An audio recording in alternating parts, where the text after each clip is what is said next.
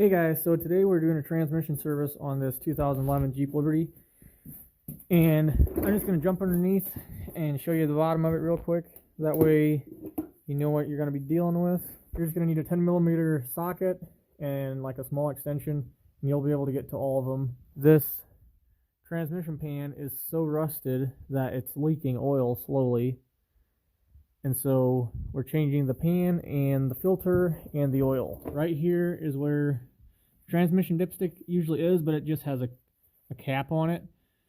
So you're going to need a special dipstick, but you can use an oil dipstick if you want to, or if you have a spare dipstick laying around. As long as it's long enough, you can use that, and then you just measure the millimeters, but I just wanted to show you where it is. I just ordered your oil pan, comes with a gasket, new filter. Make sure you don't lose this O-ring. Only difference compared to a normal dipstick is this thing has millimeters on the end of it, and then I put this piece of tape where it stops.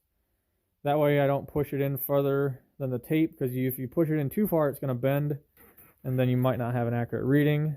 But then again, it doesn't have to be perfect on this transmission. And then the dipstick comes with this chart, and it has 4 different transmission types on it, and it gives you all the readings you need for that. Tells you how many millimeters you need to put in there. And I'll put this link in for both of these in the description. And then we're just using Valvoline full synthetic. It has the 42 RLE transmission in it, fluid level in millimeters, and then here is the fluid temperature. And I just go under and I check in like 4 different spots on the transmission pan to get the oil temperature, and then I go by that temperature. That's what I go by down here. So my temperature is usually right around, 160, 170. A lot of vehicles are around 170, maybe 180, but I usually put in right around 40, 42 millimeters of transmission fluid in this Jeep. So yeah, that gives you an idea. If you got the same truck, you can just basically just look off of this chart, and yeah, that's pretty much it. You're just going to put the fluid in, let it run for like 15 minutes till it warms up, and then use one of these to read it with, or if you have another thermometer, you can do that. Let's see what the temperature is of this thing once it warms up, and I'll give you that. And if you have the same truck, then it should be exactly the same. So my guess is if you put like 42 millimeters of fluid in your tranny, then you should be perfectly fine, because it has, if the temperature is 175, then you can have in between 35 and 40, or more like 50 millimeters of transmission fluid, and you want to be in the middle there.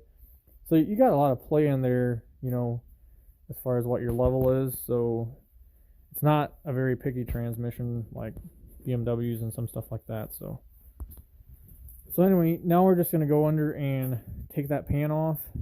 And if you have any questions throughout the video, just put them in the comments. So we got all the bolts loose except for this one and this one over here. And anyway, this thing doesn't have a drain bolt, so we're gonna tilt it to one side and let it drain out of one side. I think I'm just gonna go with this side. It's usually easier if you go with a small side. That way it goes into your pan easier, which is right there. And then I'm just gonna pry down a little bit, and yeah, it went to the wrong side. But yeah, you just want to try either come straight down like level, or try and angle one side towards your pan. 2 bolts holding the filter on, and we're pulling those out with T25 Torx bit. You can also use Allen wrenches for these, and then just tighten them back down. That is, if you have the right size Allen wrench. The sleeve comes out, and there you go. There's the old O-ring. Got our new seal on there, and we're just gonna push it up in there. Just line up that seal, and try and kind of line up your holes, screw holes. Push it up in there. It doesn't go in very far at all. If you don't have a torque wrench, I would use like a 1/4" socket ratchet if you have one. That way you don't over tighten them as easy. But they don't have to be super tight at all, because yeah, it's just holding this down, and if you make them snug, they're not going to come loose. Just like to go along here and scrape off the excess old seal. Just go along and clean it with a rag, and yeah, if you have something to scrape off the old one, just scrape that off. But I mean, it shouldn't have to be perfect, because your new one's gonna reseal it anyway, as long as there's not any big chunks in the way. A seal sitting on top of the pan, and we're just gonna put the pan up and bolt it on. Okay guys, so now we're gonna got all the bolts in, and we just got them snug, and now we're gonna torque them down. It calls for 14.5 foot-pounds, so we're just gonna use our 10mm and our torque wrench and torque it down. If you don't have a torque wrench, you can use a ratchet like this. I would just use one this size and just, you know, make them decently tight, you know, maybe just a little past snug. And then if you have any leaks, you can always tighten them up more. So we put in 6 quarts of transmission fluid, and then we started it, and now we're just running it until the heat gauge is at the normal operating temperature. What I like to do is get a couple of readings of the side of the pan, right, and then get a couple of readings of the bottom, and then take your highest number that you have. Like for example, my highest number was like 110, like right there's one. Well, actually right now it's 113 or 112, and then my lowest number was like 85 or 86. And so I'm just gonna go in between 85 and 115, which is what it is right now. It's still climbing, but it doesn't have to be completely hot when you do it, as long as you know what the temperature of the fluid is right now, and then check it right now and put it at the right millimeter level.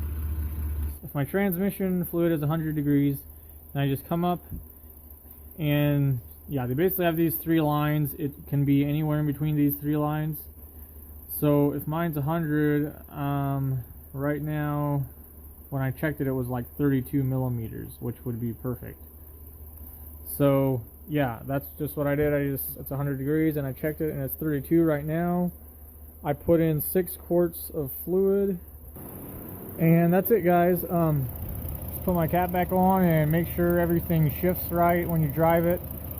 If you don't have enough in there, then your transmission is going to slip. It's not going to go in park and drive as fast as it should.